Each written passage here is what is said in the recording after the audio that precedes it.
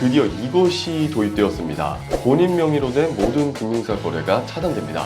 대출도 카드 발급도 모두 중지되는데요. 올해 상반기대로 도입된다는 이것 미리 신청해 두시면 좋을 것 같습니다. 시니어 정보의 모든 것 걱정 마 엄빠 첫째 아들입니다. 또 한 번 시스템적으로 바뀌는 은행 업무가 도입됩니다. 지난 17일에 있었던 금융위원회 7차 정례 회의에서 나온 이야기인데요. 본인 명의로 된 모든 금융사 거래가 차단됩니다. 대출도 카드 발급도 모두 중지되는데요. 올해 상반기대로 도입된다는 이것 엄빠님들께서는 꼭 알아두시고 미리 신청해 두시면 좋을 것 같습니다. 과연 어떤 이야기인지 오늘 걱정 마 엄빠에서 소개해 드릴 테니까요. 지금 구독, 좋아요 한 번씩 부탁드리고요. 오늘의 걱정 마 엄빠 지금 시작합니다.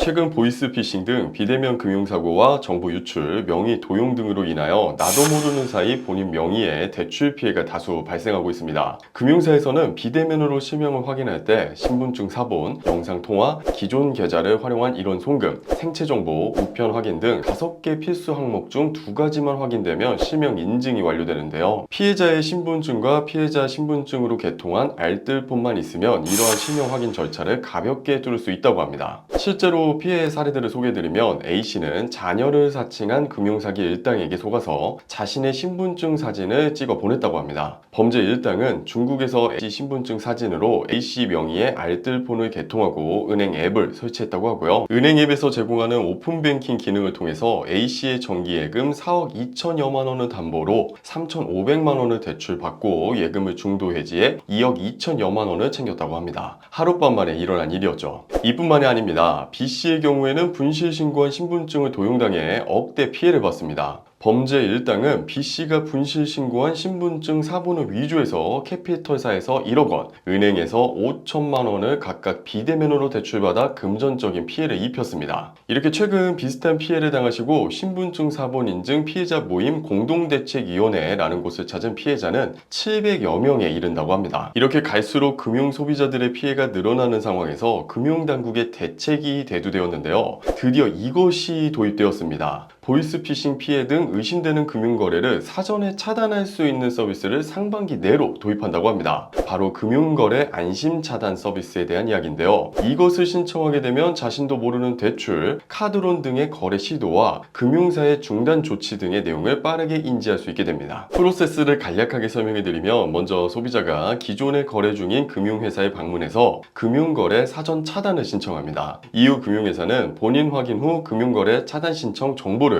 신용정보원에 등록한 뒤 소비자에게 등록 사실을 통지하고요. 이렇게 신청을 완료하시게 되면 이후부터 금융회사는 대출, 카드론, 신용카드 개설 같은 신규 거래를 할 때마다 금융거래 사전 차단 정보 등록 여부를 조회하게 되는데요. 이때 차단 정보가 등록되어 있는 경우 신규 거래가 모두 중단되고 해당 사실을 소비자에게 즉시 안내하게 됩니다. 왼쪽에 있는 그림을 보시면 한 번에 이해가 되실 텐데요. 피싱범이 보이스피싱을 시도해서 얻는 개인정보를 가지고 대출 같은 여신 거래를 시도했을 때 미리 금융거래 안심차단 서비스가 가입이 되었다면 사전 차단이 가능하다는 것이죠. 올해 상반기 안으로 금융거래 안심차단 서비스가 전면 시행되면 엄빠님들께서는 기존에 거래 중인 금융회사에 방문해서 신청을 진행하시면 되겠고요. 이 서비스가 너무 번거롭다면 본인이 거래하는 금융회사가 아니더라도 어느 금융회사든 방문해서 해제를 신청하면 된다고 합니다. 아직 이 서비스가 런칭이 된 건 아니고요. 상반기 안으로 시행이 된다고 하니 한두 달 내면 도입이 될 것 같아요. 그래서 도입이 되는 즉시 한 번 더 영상을 통해 안내해 드리도록 하겠습니다.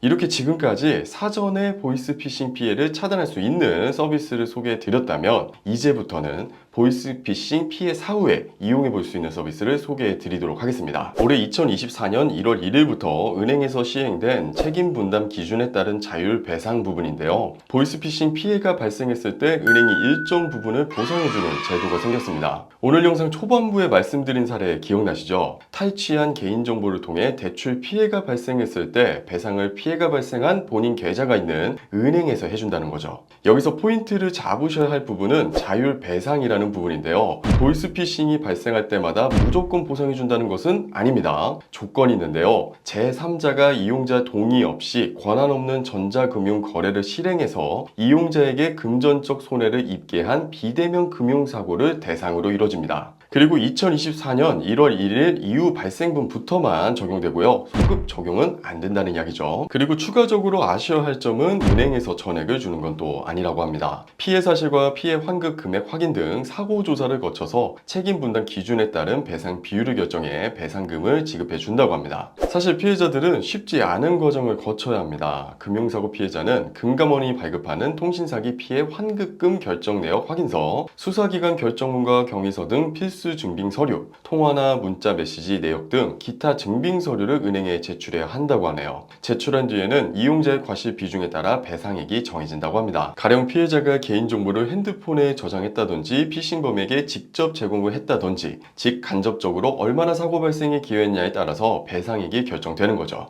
그런데 여기서 만약에 피해자가 은행에서 제공하는 사고 예방 장치를 이용했다던가 사고가 발생한 걸 인지하자마자 즉시 은행에 해당 내용을 통지하는 등 피해 예방 노력을 했을 경우에는 배상 비율을 높일 수 있다고 합니다.